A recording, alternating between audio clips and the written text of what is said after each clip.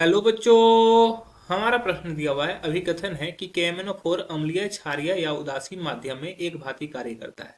दूसरा हमारा रीजन जो दिया हुआ है वो दिया हुआ है KMnO4 फेरस सल्फेट को फेरिक सल्फेट में ऑक्सीकृत करता है, ऑक्सीकृत करता है। ठीक है, अब हमें बताना है कि कौन सा सही है। बोल रहा है कि अभिकथन और तर्क दोनों सही है, और तर्क जो है सही व्याख्या भी करता है अभिकथन का। दूसरा भी दिया हुआ है कि अभिकथन तर्क दोनों सही है, लेकिन तर्क जो है सही व्याख्या नहीं करता है अभिकथन का। तीसरा है कि अभिकथन सही है, तर्क गलत है। चौथा है अभिकथन गलत है, तर्क सही है। पांचवा है अभिकथन और तर्क दोनों ही गलत है। चलिए समझते हैं इस प्रश्न को। इस प्रश्न की मुख्य अवधारणा को समझना है तो हमें KMnO4 की बारे में समझना होगा। मुख्य अवधारणा में अगर समझे तो KMnO4 क्या है। KMnO4 ये प्रबल ऑक्सीकारक है, ये प्रबल ऑक्सीकारक है। प्रबल ऑक्सीकारक कहाँ से आता है ये हमको समझना है। तो जैसे यहाँ पर देखो Mn की ऑक्सीडेशन नंबर हम लोग देखेंगे। ठीक है, ये मुझे पता नहीं है। तो K का होता है +1 प्लस, इसका हम लोग नहीं जानते हैं तो x मान लेते हैं। ऑक्सीजन का होता है -2 × 4, और इन सभी का योग 0 होगा क्योंकि इस पर कोई चार्ज नहीं है।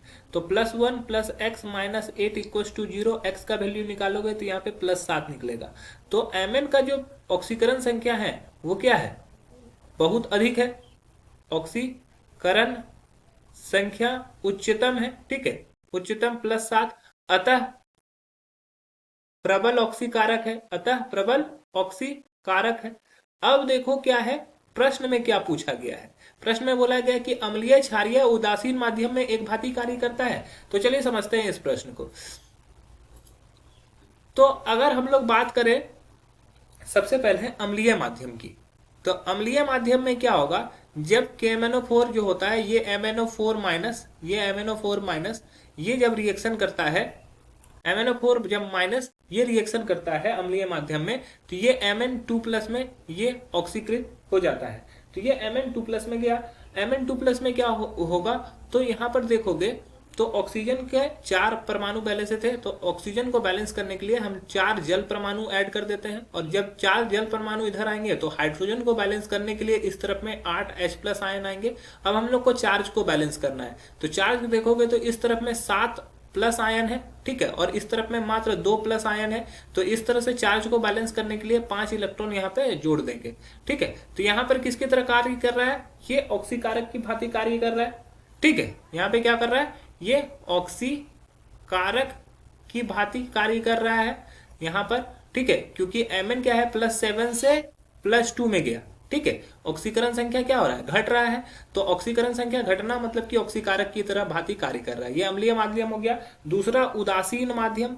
उदासीन माध्यम में जब MnO4 ये रिएक्शन करता है तो ये उदासीन माध्यम में MnO2 में कन्वर्ट हो जाता है। MnO2 मतलब कि 2 ऑक्सीजन यहाँ पे फिर भी कम हो रहा है, यहाँ पे 2 ऑक्सीजन है, इस तरफ में 4 है। तो 2 जल के मॉलिक्यूल इधर जोड़ेंगे, और 2 जल के मॉलिक्यूल जोड़ेंगे तो हाइड्रोजन को बैलेंस करने के लिए 4 H+ आयन जोड़ना होगा। अब हम लोग बैलेंस करेंगे अगर आयन को, तो यहाँ पर क्या है, 3 प्लस आयन है, जबकि दूसरी तरफ में कोई प्लस आयन नहीं है। तो इसके लिए बैलेंस करने के लिए 3 इलेक्ट्रॉन यहाँ पे जोड़ लेंगे। तो यहाँ से देखोगे तो ये +7 से +4 पे गया। ठीक है, +7 से +4 में गया। तो इसका मतलब है यहाँ पर भी ये क्या, किसकी तरह बाहरी कार्य कर रहा है, ऑक्सीकारक की भांति कार्य कर रहा है। और तीसरा हम लोग का होता है क्षारीय माध्यम। क्षारीय माध्यम में जब MnO4 ऑक्सीकृत होता है तो ये ऑक्सीकृत होकर MnO4 2- बनाता है। तो यहाँ पर ये +7 से +6 में जाता है। ठीक है, तो इसको बैलेंस करने के लिए हमारे पास क्या है कि ऑक्सीजन दोनों तरफ बराबर है, Mn दोनों तरफ बराबर है। चार्ज को माइनस बराबर करेंगे, चार्ज इधर -2 है और इधर -1 है। तो इसको चार्ज को बैलेंस करने के लिए यहाँ पर 1 इलेक्ट्रॉन जोड़ेंगे। तो तीनों जगह पर ये ऑक्सीकारक की भांति कार्य किया। तो हमारा जो पहला स्टेटमेंट दिया हुआ था ये स्टेटमेंट बिल्कुल ही सही है। ठीक है, ये स्टेटमेंट बिल्कुल सही है। दूसरा है KMnO4 फेरस सल्फेट को फेरिक सल्फेट में ऑक्सीकृत करता है।